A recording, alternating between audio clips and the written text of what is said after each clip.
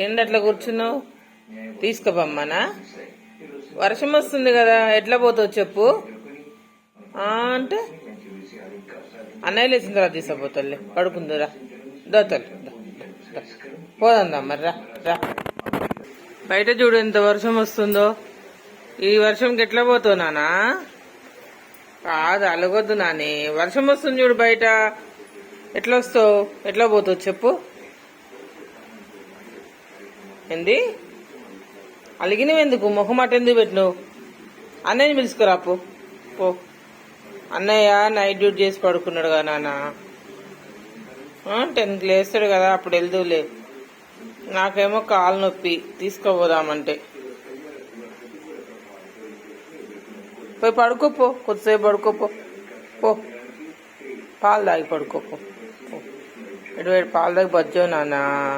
ఎందుకన్నయ్య కాదు, ముఖం అటు తిప్పి కూర్చున్నావేంటి? రావా? పడుకోవా నువ్వు? వర్షం ఉంది మార్నింగ్ పొద్దున్నే.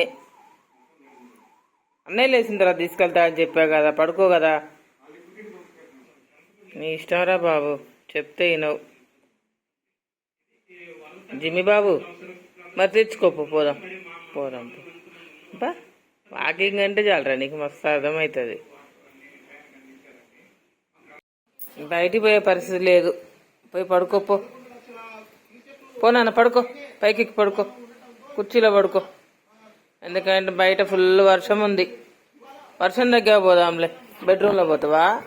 అన్నయ్య కాడ పడుకుంటావా? నీ ఇష్టం, ఎక్కడేం పడుకో.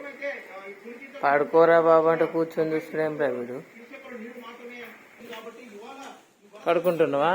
పడుకో ఇక, కొద్దిసేపు పడుకో నాని. అన్నయ్య 10కి లేస్తాడు కదా, అప్పటి వరకు పడుకో. ఆ తర్వాత పోదాం వాకింగ్కి. ఇప్పుడు వర్షం తగ్గితే పోదాం, సరేనా?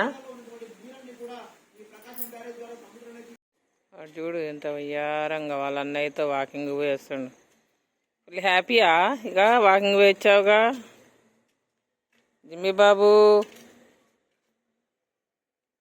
దా లోపలికి రా.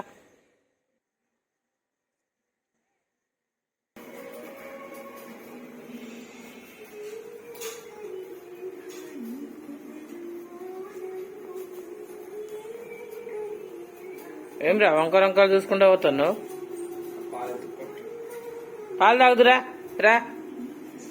అక్కడ లేవు ఆ వాటరు. పొద్దున్న నుంచి పాలు తాగమంటే తాగలేదు కానీ ఇప్పుడు వాటర్ తాగుతుండే నా.